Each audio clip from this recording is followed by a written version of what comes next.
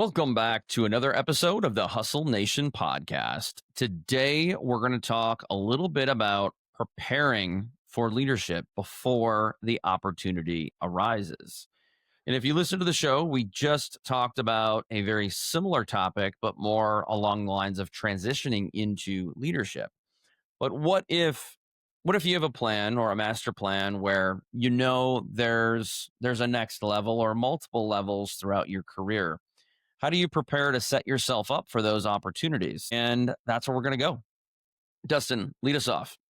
So one of the things I think is important as people are maybe wanting to rise into leadership and lead other people and things like that, oftentimes once they are given that opportunity, that's when they start thinking about, okay, what do I need to do now to be a leader? And instead, how do you increase your chances, frankly, of becoming a leader? One, start the behaviors of leadership before the opportunity arises. I feel like there's a few kind of critical things that people can think about. And I'm thinking about this through a lens of, any leader out there where, you have maybe these high potential people that you think they have this opportunity to do it.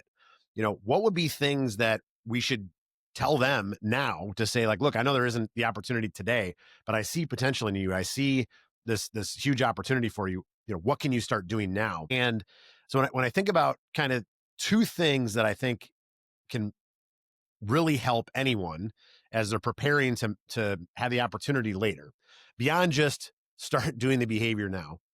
One is, as we talked about in our previous episode, as a new leader, the number one thing you have to do is you have to get buy-in, right? And the way you get buy-in is you build trust, you build relationships, right?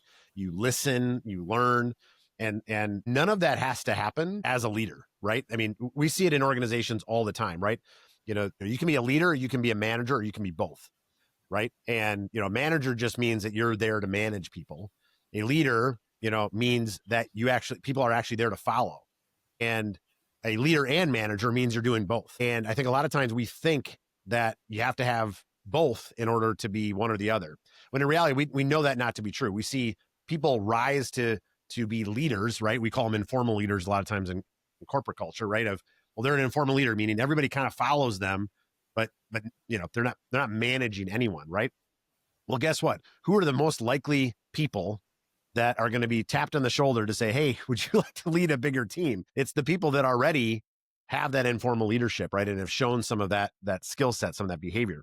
And so what are you doing today to just listen to other people, build relationships, build trust, ask questions, and then which really leads into the second thing, which is how to build a broader perspective.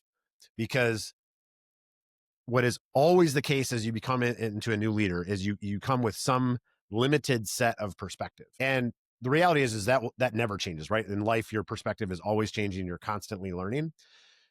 But I think about even, younger in my career, I was fortunate enough to be in this group.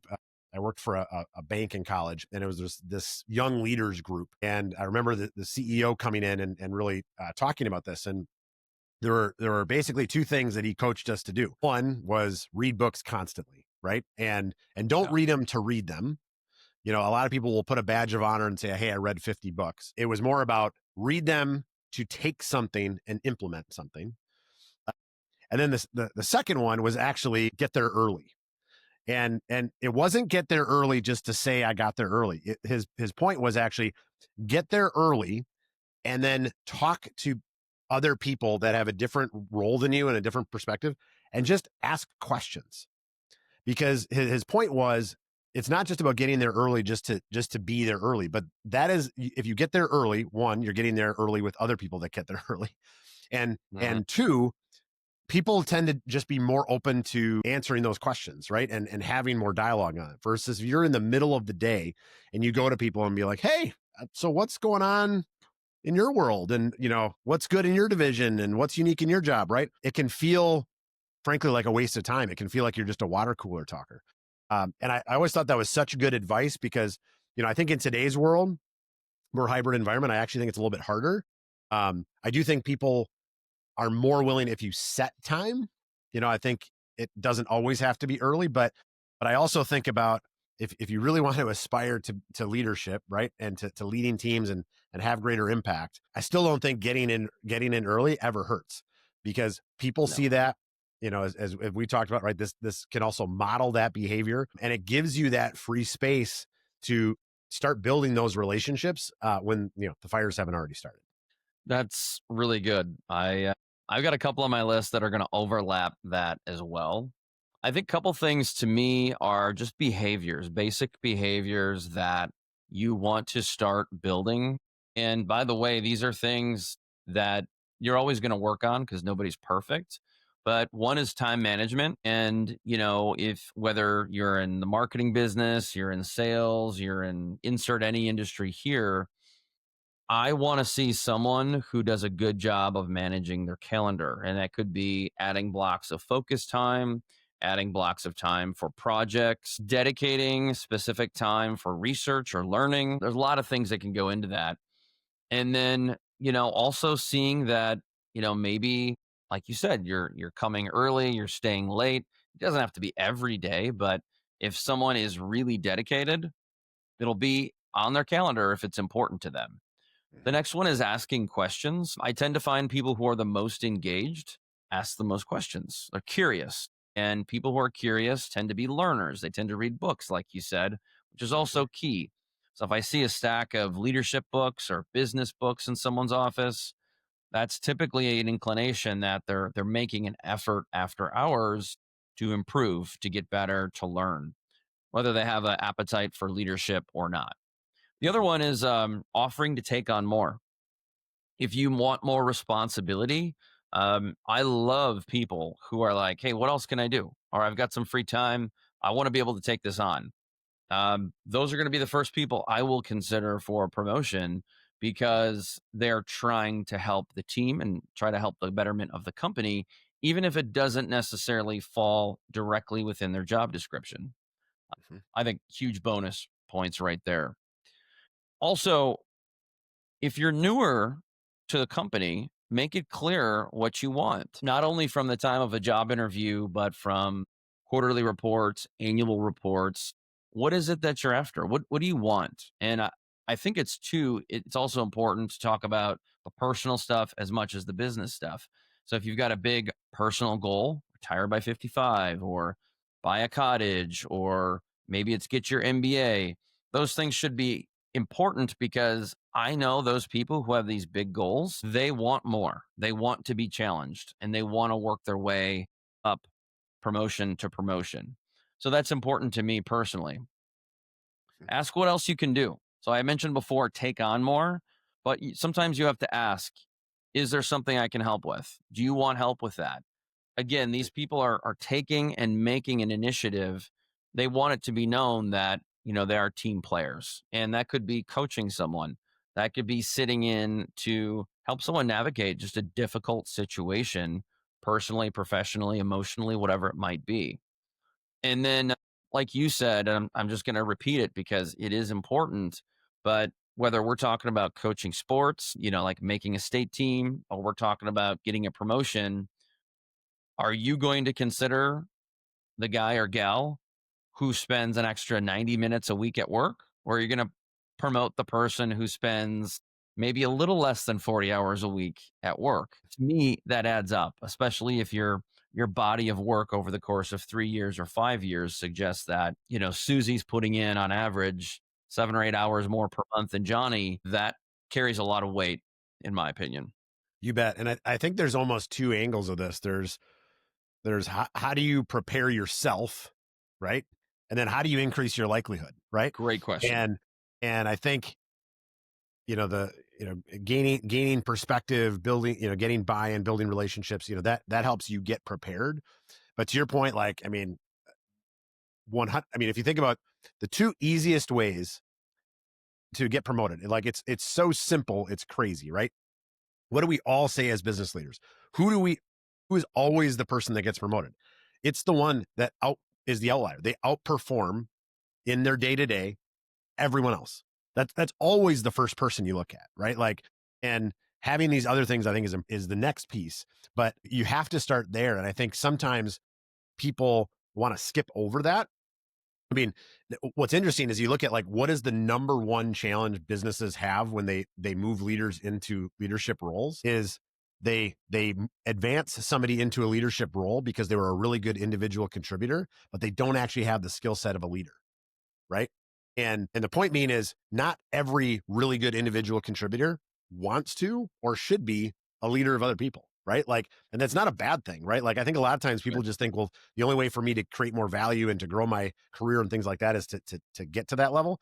And in some industries, that's probably true, but in so many, I mean, honestly, individual contributors sometimes can have much simpler lives and much greater outcomes, right? But it's when you really want to make more impact is really when you want to go. And the cheat code I always say is like, look, if I'm ever looking that, hey, we need to, who are we looking to advance? And well, number one, it's who is the outlier at doing their job really, really well, right? Because that the proof is in the pudding. And then two, you said it, it's genuine curiosity, right?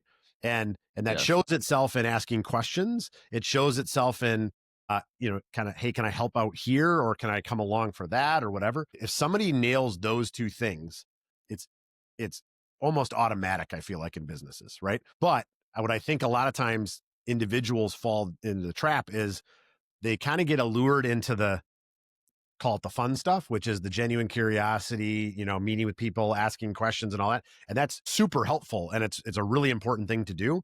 But I've seen it at least a number of times where someone has, to your point, they've stated, hey, I want to be a leader. And so they start wanting to get involved in all these other things. But then you're like, okay, but you're not actually doing your day-to-day job well. and and so that's what's the biggest proof that you can do another job really well is prove that the job that you have today you can do really, really well. And again, it's the simplest way. And so if you kind of think through, how do I prepare myself, but then also, if that's my desire, how do I increase my likelihood? That's a good point. It kind of takes me back to someone said once, make yourself irreplaceable. And you don't have to necessarily be irreplaceable, but you can make it look like you're irreplaceable, because people will say, like, no one works as hard as Dustin, or, no one has the passion for X that Dustin has. And those are things that people kind of hold on to and say, like, oh, geez, like he's the one we should be considering for this role. But I'm going to go another step deeper, and I'm going to step into something that I think gets overlooked a lot, but I think is where it starts. It's the foundation. I'm going to use myself as an example.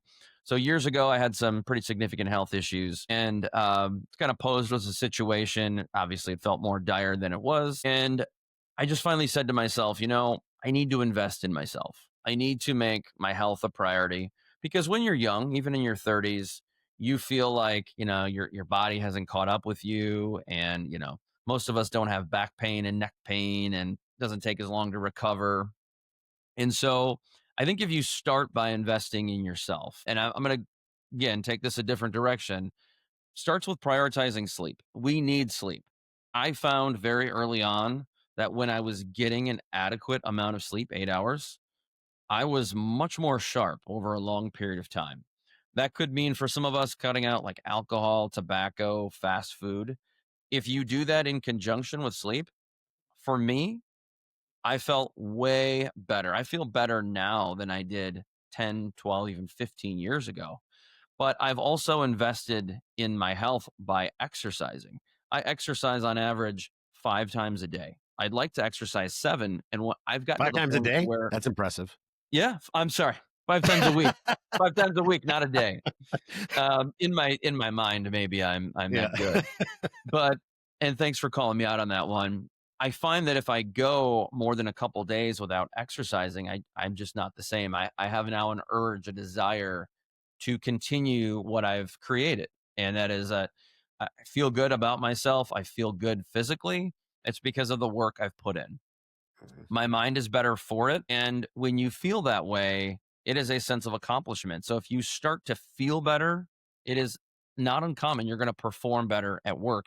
You're going to have better relationships.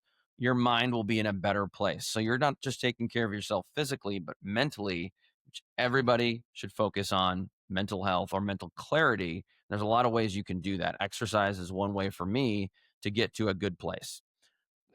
Next thing I'm going to talk about is goals. Everyone talks about it. It sounds very cliche. I know. But Start by giving yourself some micro goals that you can accomplish over the next quarter. Or maybe it's the upcoming quarter, because as we record this, we're in, almost in December. It's hard to create a quarterly goal, but maybe you start and by accomplishing something before the end of the year. And then you zoom out and ask yourself, what are the macro goals I want to achieve over the next year, maybe the next 6 months, totally up to you. Establish one or two, three or four is probably too many. Give yourself something where you can reward yourself, whether it's buying a new vehicle, a vacation, whatever that thing might be. And a lot of us, for guys like you and me, Dustin, it was investing in a planner, or in our case, creating the hustle planner that was able to get us to a point to say, I need to keep my personal mission statement. I need to keep my personal goals in front of me. I need to write this stuff all these things down every single day, because if I don't, it's out of sight, out of mind. And if you're constantly reminding yourself, these are the priorities for this week, these are the priorities for this month, this is what I've accomplished this quarter, it seems like you've 100x your chances of achieving those things. And Mhm. so ask yourself, just reverse engineer. It's not just what I want. We all know what we want, but what do I need to do to prepare myself to be able to get to that position? And obviously, reading books and showing up early, those things are all a given. Anybody can do that. But what can you do that a lot of people are not willing to do to put yourself in the position to set yourself up for long term success? Yeah, you bet. And so what's interesting about goal setting, right? To your point, you're reverse engineering what are the actual behaviors I need to do to accomplish whatever my goal is, right? And it's crazy how simple it actually is when you go through that process, but how we talk about all the time. 80% of the world doesn't even have goals, right? And then of the 20% that do, 80% of them never write it down, right? And then 80% of that small group doesn't tie it into behaviors, right? And so on and so forth. And so, like, how do you become that 1%, right? Like that just crushes goals time and time again. It's not nearly as complex as people think it is, right? It's really just how do you kind of reverse engineer it? How are you reverse engineering it? How are you prioritizing it? And then taking that action towards it, right? I mean, just writing it down and not taking action, that doesn't do it any good either. But the other thing to add to that, if you have this mindset of what would be the behaviors, the what behaviors and the quantity of that behavior that would make it basically impossible for me not to achieve my goal. I think a lot of times in today's world, everyone is so focused on how do I do the least amount possible to achieve the greatest outcome. And don't get me wrong, I believe in 80/20. I believe in, understanding where you're putting your efforts and prioritization and planning and goal setting. All of that is true. But I think a lot of times it's taken too far. It's like, okay, well, this is the one thing I need to do. I wonder if I could just do it a little bit. Well, sometimes you just got to do the thing, right? Yeah. I think exercise is always the easiest because people can see, inputs and outputs the most direct. I mean, there is an element of you have to eat differently and you have to move more and you have to do it all the time. All the time. And if you just do that, then actually the outcome is incredibly predictable. But do people want to do the behavior? And so, like, if somebody wants to accomplish some fitness goal, it is very easy to define what it takes to do that. That doesn't mean it's easy to do because you have other priorities in life, you have other constraints, doesn't mean it's easy to do, but it's very easy to set the path. And then if you think about what that behavior is and just think through what would make it basically impossible for me not to get that next level, get that next leadership, hit that sales target, hit that fitness goal. Like when you think of it that way, it actually becomes so crystal clear. But like, well, this would be hard, Hmm. but it would basically guarantee the result. Yeah. That's a really great perspective. And I think more people need to think about, what can I do now for the next step rather than the big step. So maybe you have these huge goals of wanting to become a CEO of the company 10, 15, 20 years from now. I actually don't think that those are the things you should be thinking about, because over 5 years, you could be working for a different company. You could be in a different industry, you could be living in a different state or a different country, even. And so for me, it's more about, like you said, What can I do to make myself irreplaceable or make it almost impossible that I don't achieve this next goal or I don't achieve this next promotion? And then zoom out as maybe what's the next one after that? Because how many promotions can one get in a year? How far can one advance in one calendar year? Raise the bar high enough to where it's a little ambitious, it's a little uncomfortable, but low enough to where there is a probability you will achieve it. And that's going to be different for everybody. I recommend for folks who are earlier in their career, give yourself a little bit of pressure, not too much, because as a lot of people I know, they set goals they never achieved because they were wildly unrealistic. People could say, oh, yeah, well, I'm going to make $1 million. Well, you don't go from making $50,000 a year to $1 million a year. That rarely ever happens in the history of life, but maybe it's 50 to 150 and 150 to 250. You get the point. So think about a good next step is what? I think it simplify things. Sometimes these things are only as difficult as we make them. Absolutely. Yep. Yeah. The biggest and most important step is really just the next step. Couldn't agree more. So take that one and don't, again, it's not that don't plan out, don't think about, don't, take any step that is random, right? I mean, that's where planning helps, but there's a point where we just have to take action. Nothing happens until we take action. And I think there are some people that don't take action without planning. Obviously those that, if you had a choice between taking action without planning or not taking action without planning would still be better, right? You're going to take more missteps. You're going to go more left and right, and you might end up in different spots. But taking action is always going to be better than inaction. Yeah, and if you don't take action, you're going to be left with regret. That's the unfortunate truth.